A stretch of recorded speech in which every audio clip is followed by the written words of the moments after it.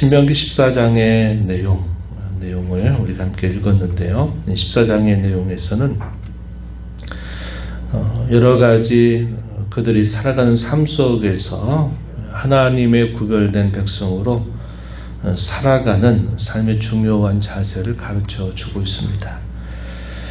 먼저 이방 종교의 그 잘못된 관습, 구체적으로는 이 금지된 애도법에 대한 금지사항이 그들에게 소개가 되고 있어요. 1절 말씀에서 보면 자기 몸을 베지 말며 눈썹 사이 이마 위에 털을 밀지 말아라. 이것은 이방 종교의 오래된 그런 관습들을 너희는 하나님의 백성이니 그러한 애도법을 따르지 말아라 하는 것을 말씀하시는 내용이고요. 그리고 먹고 사는 데 있어서 가장 중요한 것들, 그런 문제들에 대해서 하나님의 백성들은 무엇을 먹고 무엇을 먹지 말아야 되느냐 하는 것에 대한 규정들이 3절부터 21절까지 길게 소개됩니다. 근본적으로 하나님이 지으신 모든 것들은 선해서 다 그것이 그 자체가 부정하거나 주된 것이 없습니다. 하나님 모든 것들이 다 선하게 지으셨기 때문에 모든 것들은 다 근본적으로 그 하나님의 선하심이 잘 반영되어 있어요. 그런데 구약 종교에 있어서 하나님이 제한적인 규정을 주신 게 있는데 그것이 뭐냐면 정결법에 대한 규례를 주신 것입니다. 그래서 구약 백성들에게 어떠한 것들은 정한 것들이다. 하나님이 구별하셔서 그 정하신 것 중에 이런 것들은 먹을 수 있다. 이렇게 규정을 주시고 또 어떤 것들은 하나님께서 부정하다라고 구별하셔서 그 부정한 것들은 먹지 말 것을 하나님이 말씀하셨다는 겁니다. 오늘날에도 이슬람 종교를 따르는 사람들은 요즘에도 먹지 말아야 될 것과 먹을 것을 그대로 구별하고 있습니다. 구약 종교와 매우 유사한 특징들을 가지고 있어요. 그러나 오늘날 우리 그리스도인들에게 어떤 것은 먹고 먹을 수 없다 이렇게 규정하진 않습니다. 이것은 구약의 특별한 하나님의 제한적인 조치로서 백성들에게 주신 하나의 규례였다고 하는 것입니다. 정한 것과 부정한 것에 있어서 가장 중요한 문제는 뭐냐면 그들이 부정한 상태에 있게 될 때는 하나님 앞에 제사를 드릴 수 없었다는 겁니다. 그래서 정한 절차를 밟아서 부정한 상태로부터 벗어나게 될 때 그들이 하나님 앞에 제사를 드릴 수 있었다 하는 것이죠. 그래서 하나님이 자기 백성들에게 제사한다는 것, 이 가장 중요한 일들 중에 하나죠. 그리고 그들이 살아가는 삶 속에서는 먹고 사는 문제와 직결된 문제를 하나님이 그런 면에 있어서도 구별하셨다 하는 것을 우리가 알게 됩니다. 이에 대한 구체적인 내용들은 레위기 11장에 자세하게 소개가 되어 있고 오늘 우리가 읽은 말씀 부분에서는 그런 부분에 대한 대략적인 말씀이 소개가 되고 있습니다. 먹을 수 있는 것의 중요한 기준선이 뭐냐? 굽이 갈라져 쪽발도 되고 색임들도 하는 짐승이어야 된다. 우리가 읽은 6절에 소개가 됩니다. 바다에 사는 고기 중에서는 지느러미와 비늘이 있는 것은 먹을 수 있다. 새 같은 경우에도 하나님이 정하게 정한 것으로 규정해 준 새들은 먹을 수 있다는 겁니다. 반면에 그렇지 못한 것들, 예를 들어서 색임질을 하지만 굽이 갈라지지 아니한 짐승, 우리가 즐겨 먹는 돼지고기 같은 경우는 구약시대는 부정한 것으로 먹지 못하게 했다는 겁니다. 또 반대로 굽은 갈라져 있지만 색임질을 하지 못하는 짐승도 역시 부정한 것으로 하나님이 구별하셨어요. 고기 같은 경우에는 지느러미와 비늘이 없는 것들은 하나님이 부정하다. 그래서 먹지 말라 말씀하시고 또 이런 경우도 있죠. 날기도 하면서 기어다니기도 하는 것, 대표적인 것들 박쥐 같은 것들, 이런 것들은 먹지 말라고 말씀하십니다. 그리고 스스로 죽은 것의 경우는 이방인들에게는 팔 수는 있지만 그것에 대해서는 하나님 백성들은 먹지 말 것이다. 이렇게 말씀합니다. 먹지도 말아야 되고 그러한 사체들에 대해서는 만져서도 안 된다. 이런 경우에는 부정한 것으로 간주가 돼서 정결한 절차를 밟기 전에는 예배를 하지 못하도록 하나님이 규정을 정해 주셨다 한 것입니다. 그리고 이하에 소개되는 21절부터 마지막 26절까지 내용에서는 11조에 대한 특별한 규정이 소개되는데, 먼저 하나님 앞에 드릴 것들, 그리고 또 한편으로는 고아와 객과 과부와 특별히 정해진 분깃이 없었던 레위인들을 위한 그런 나눔과 구제에 대한 말씀을 주십니다. 이런 것들의 중요한 원칙은 모든 물질과 소유의 진정한 주재권이 하나님께 달려있다는 사실을 인정하는 데 있다는 겁니다. 그리고 이런 것들을 통해서 하나님을 경외하는 법을 배우고, 또 한편으로는 이웃에 대한 사랑으로서 구제와 나눔을 실천할 수 있도록 하나님께서 명령을 주고 계시다 하는 사실이죠. 그래서 이런 규례들에 대한 여러 규정들이 소개가 되면서 이런 규정에 있어서 중요한 전제는 그들이 여호와 하나님의 자녀가 되었다 하는 것이고, 또 그들이 하나님의 거룩한 백성으로 구별되었다고 하는 사실입니다. 또한 자기 기업의 백성으로 그들이 여호와의 백성으로 삼아졌다 하는 사실이 중요한 전제가 되고 있어요. 이 내용이 1절과 2절 말씀해 보시면 이렇게 표현했습니다. 너희는 너희 하나님 여호와의 자녀이니 라고 표현했어요. 2절에서 너희 하나님 여호와의 성민이라, 여호와께서 지상 만민 중에서 너를 택하여 자기 기업의 백성으로 삼으셨다, 이렇게 표현했습니다. 또 우리가 읽은 말씀 21절 앞부분에서도 이렇게 표현했어요. 너희는 너희 하나님 여호와의 성민이라, 이렇게 표현했습니다. 거룩한 백성이라고 표현한 말이죠. 이것은 그들의 신분에 대한 아주 중요한 표현들이 되고 있습니다. 우리가 지난 주일날에도 나누었던 말씀처럼 하나님께서 이스라엘 백성들을 다만 사랑하심을 통해서 조건 없이 그들을 사랑하셔서 하나님의 거룩한 백성으로 하나님이 택하셨다는 겁니다.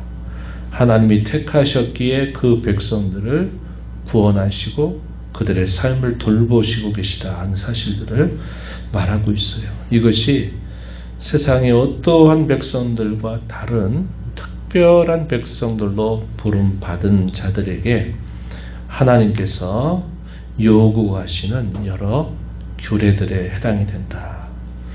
그들의 신분과 정체성이 여호와의 백성으로 부름받았다면 그들의 삶 또한 하나님께서 말씀하시는 규례를 따라서 그들이 준행함으로 구별되어 살아가는 삶을 하나님이 자기 백성들에게 요구하고 계시다 하는 것을 우리가 알게 됩니다. 그래서 하나님은 자기 백성된 이스라엘을 향하여서 무엇을 가르치느냐? 여호와 하나님을 끊임없이 경외하는 것을 가르치고, 하나님을 어떻게 사랑할 것이냐, 그리고 이웃을 사랑하고 이웃과 나누는 삶을 어떻게 살아야 되느냐 하는 것을 가르쳐 주면서 여호와의 백성된 자들이 세상 가운데 이렇게 살아가야 된다 하는 사실을 말씀해 주고 계십니다. 하나님을 경외하는 법에 대해서는 가장 우리의 삶의 피부에 닿는 것, 우리가 무엇을 먹어야 되느냐 말아야 되느냐 하는 문제, 먹는 것에 있어서도 분명히 하나님을 경외하는 태도가 나타나기를 하나님이 바라셨다 하는 것이고, 11조에 대한 규례를 통해서 자신들의 모든 소유권은 자기 자신들이 아니라 그 모든 소유의 주인이 바로 하나님이신 것을 고백하게 한 것입니다. 그것이 바로 11조를 드리는 가장 근본적인 정신에 담겨 있다 하는 것을 잘 보여주고 있어요. 오늘날 수많은 사람들이 이 땅에 태어나 인생을 살아가면서 사람들이 무엇을 왜 그렇게 살아갑니까? 먹고 살기 위해서다. 이렇게도 말을 하고 또 그러기 위해서 내가 무엇인가를 소유해야 되고 재물이 있어야만 되고 돈이 있어야만 된다 하는 것에 대해서는 그 어느 누구도 반대하지 않을 겁니다. 세상을 살아가는 사람들의 모든 삶의 가장 기본적인 그러한 근저에는 항상 이것이 있어요. 먹고 사는 것, 무엇인가를 소유하고 무엇인가를 가지는 것, 물질들, 재물들 이런 것들이죠. 그런데 오늘 이 말씀 신명기 14장의 내용에서는 먹고 사는 문제도 하나님의 백성은, 하나님의 자녀는 이렇게 달라야 된다. 또 자신들이 살면서 소유하고 필요로 하는 물질이나 돈이나 모든 소유에 있어서도 하나님의 자녀는 이렇게 다른 사람들과 달라야 된다. 이것을 오늘 여러 규정들을 통해서 가르쳐주고 계시다 한 것입니다.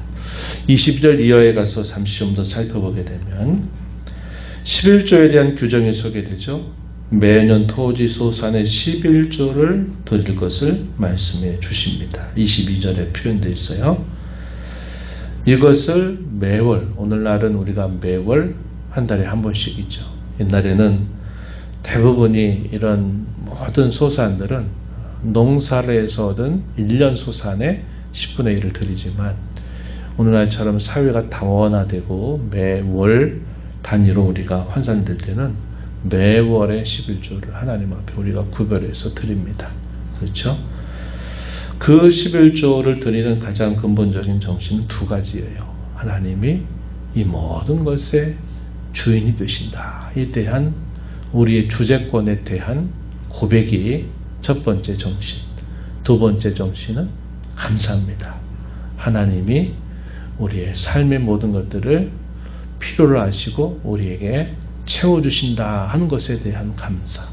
이 두 가지가 11조의 가장 중요한 정신이 되고 구약시대 때는 뭐라고 말씀하시냐면 여호와께서 그의 이름을 두시려고 택하신 곳으로 가서 이것을 드려라 이렇게 말씀합니다. 이것이 훗날에 예루살렘 성전이 되죠. 이 예루살렘 성전으로 방문합니다. 그들이 이스라엘 땅에 북쪽 끝에 있든지 남쪽 끝에 있든지 또 동과 서의 끝에 있든지 이 11조는 반드시 중앙에 있는 성소로 가져와서 드리라 이렇게 말씀을 해주십니다. 그런 한 가지 허용된 사건들이 사실 있었는데 그것은 그 소유가 가지고 오기에 너무나 먼 경우에는 그것을 돈으로 바꾸어서 이 성전 근처에서 살 수 있도록 허용을 하셨다 하는 것입니다.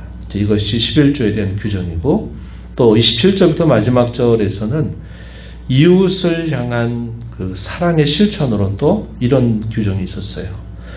분깃이나 기업이 없었던 레위인들이나 또 객이나 고아나 과부의 경우에 그들이 어떤 소산을 얻을 수 없는 사회적인 약자들이 있죠. 이들에 대해서는 매 3년 소산의 10분의 1을 내어서 이것을 가지고서 이 이웃들과 나누고 실천할 것을 가르쳐주고 있다 하는 겁니다.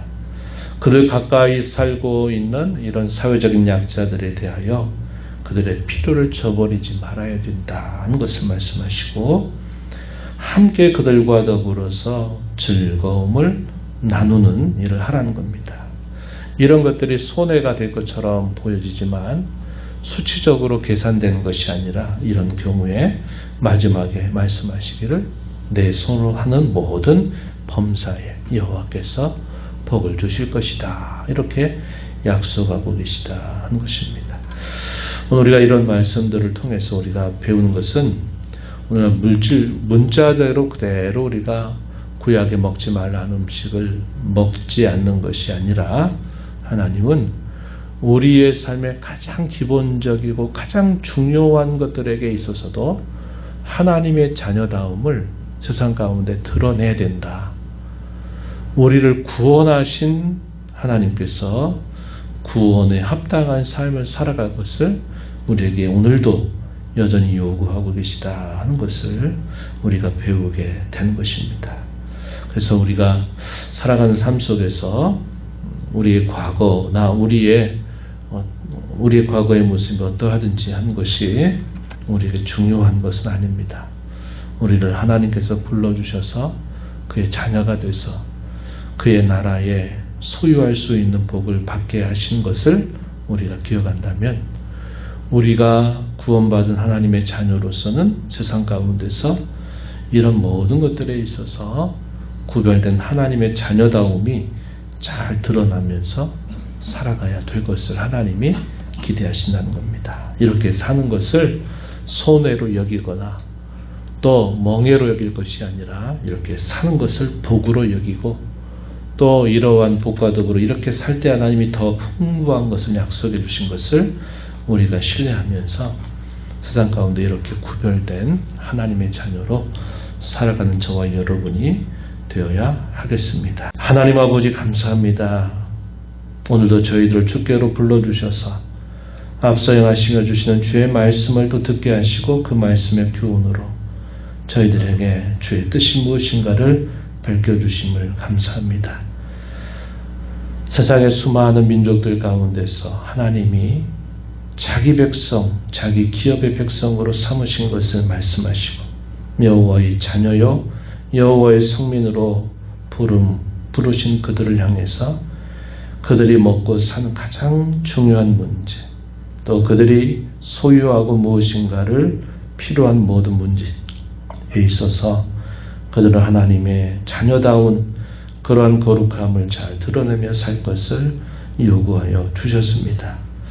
이렇게 사는 것을 손해로 여기고 또 부담으로 여기며 살 것이 아니라 이렇게 여호와의 백성으로 구별받아 사는 것을 복으로 여기고 살 때 하나님은 더 풍부한 것으로 그들의 삶을 윤택하게 하실 것을 약속해 주셨습니다.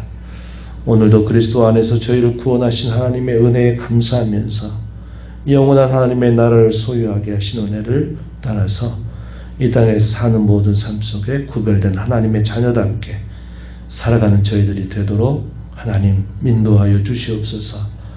이 새벽 시간 주 앞에 나와 간구하는 모든 심령들의 간구를 귀비려 주시고 응답해 주시기를 바라오며 예수님 이름으로 기도하옵나이다. 아멘.